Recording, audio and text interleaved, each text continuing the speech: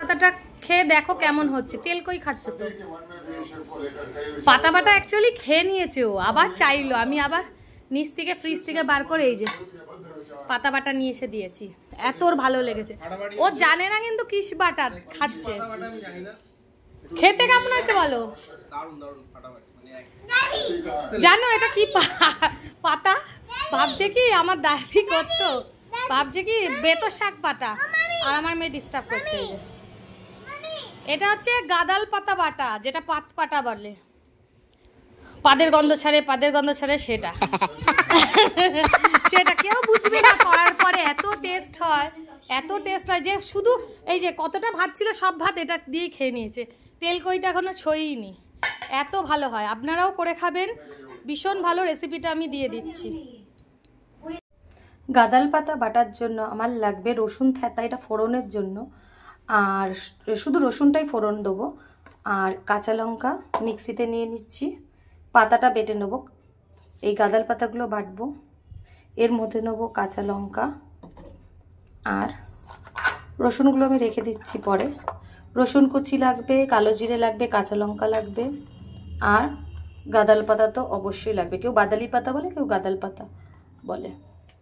প্রথমে এগুলো মানে একটুখানি বাজে গন্ধ করে, কিন্তু ভাজা বা খাবার সময় একদমই লাগে না। আর বেতর শাক যারা পছন্দ করো এই একবার খেয়ে দেখো, ভীষণ ভীষণ টেস্ট হয়। পুরো ভাত তোমরা খেয়ে নেবে, আমার কথা শোনো। মানে এত ভালো লাগে এটা বাটাটা। এই যে মিক্সি বলে আমি কাঁচা লঙ্কা দুটো নিয়ে নিয়েছি আর কালো জিরেগুলো বাটবো। আর এর মধ্যে পাতাগুলো দিয়ে দেবো, দিয়ে বাটবো। বেটে সর্ষের তেল দেবো। ওর মধ্যে আমি রসুন থেতো করে ফোড়ন দিয়ে এটা লাল লাল করে ভাজবো, যেরকম তোমরা বেতর শাক বাটা খাও ওরকম করে। ফিরে আসছি বাটার পরে। কড়াই গরম হয়ে গেছে, আমি এর মধ্যে দেবো সর্ষের তেল গাদাল পাতা বাটাটা ভাজার জন্য। এই যে সর্ষের তেল। এবার সর্ষের তেলটা গরম হলে আমি এর মধ্যে দেবো কালো জিরে ফোড়ন আর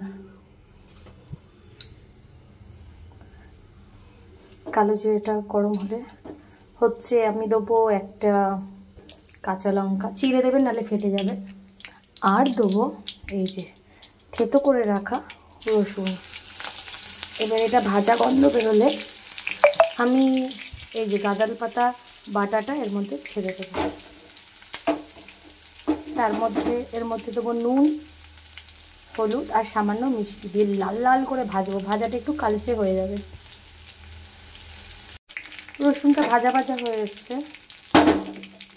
আমি এবার পাতা বাটা যেটা বেটে রেখেছিলাম ওটা ছেড়ে দিলাম। এবার দেবো নুন স্বাদ মতন, হলুদ আন্দাজ মতন, দিয়ে দেবো সামান্য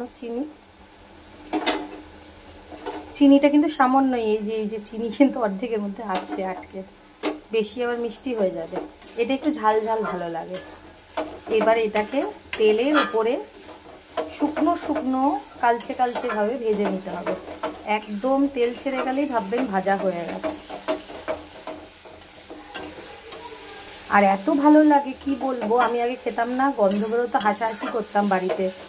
মা খেত, বাড়ির লোক খেত, কিন্তু একদিন খেয়ে দেখেছি, চেয়ে চেয়ে খেয়েছি, লিটারালি চেয়ে চেয়ে খেয়েছি। এত টেস্ট লাগে। মানে বেতর শাক বাটা যারা খাও পছন্দ করো তাদের বলছি এটা একবার করে দেখো, বেতর শাক ভুলে যাবে। এত টেস্ট লাগে এই বাদাল পাতা বাটা, ভীষণ ভীষণ টেস্ট লাগে। বন্ধুরা রেসিপিটা করে আমাকে কমেন্ট করে জানাও কেমন লাগছে তোমাদের খেতে। আশা করব খুবই ভালো লাগবে। গরম ভাত দিয়ে খেয়ে দেখবে।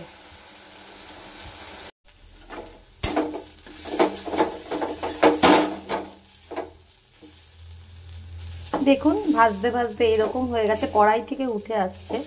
মানে পাতা বাটাটা কমপ্লিট হয়ে গেছে ভাজা। দেখতে ঠিক কালো রং, কিন্তু কালো রং দেখে ভয় পাবেন না। ভাতের সঙ্গে একটুখানি মেখে দেখবেন কেমন লাগে খেতে, তারপরে কমেন্ট করে জানাবেন। অনেকেই খায়, আবার অনেকেই নাক ছিটকায়, বুঝতেই পেরেছি। হ্যাঁ, কিন্তু রঙের দিকে তাকিয়ে যাবেন না, অবশ্যই খেয়ে দেখবেন। এমনিতেই স্বাস্থ্যের পক্ষে খুবই ভালো। থানকুনি পাতা, গাদাল পাতার অনেকে পাতার বড়াও খায়। এটা কিন্তু খুবই উপকারী, মাছের ঝোল দিয়েও খায়, শরীর খারাপ করলে, পেট খারাপ হলে ভীষণ ভালো উপকারী একটা পাতা। দেখুন হয়ে গেছে, এবার বাটিতে নামিয়ে গরম ভাতের সঙ্গে অবশ্য খেয়ে দেখবেন। ভালো লাগলে অবশ্যই লাইক, কমেন্ট আর একটা শেয়ার।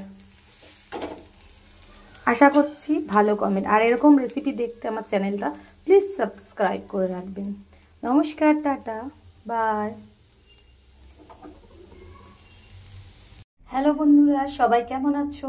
পম্পা চ্যানেলে সবাইকে স্বাগত। এটা কি কালো কালো বুঝতেই পারছি না, দেখুন কি কালো। ইস, এটা কি পুড়ে গেছে কিছু? না না, একদমই চিন্তা করবেন না। এটা এমন একটা পাতা যেটা ভীষণ ভীষণ উপকার পেটের জন্য, শরীরের জন্য। বলুন তো কি? অনেকেই চিনতেই পাচ্ছেন, অনেকে চিনতে পাচ্ছেন। এটা হচ্ছে গাদাল পাতা, যেটা বাদালি পাতা বলে, সেই পাতার বাটা। ভীষণ ভালো খেতে। যেরকম বেতর শাক বাটা ভালো লাগে, যারা খায় তাদেরকে বলবো একবার বাদাল পাতা বাটাটা খেয়ে দেখুন। ভীষণ ভীষণ টেস্ট, পুরো ভাত উড়ে যাবে একদম, সিরিয়াসলি। তাহলে চলুন রেসিপিটা একবার দেখে নেওয়া যাক।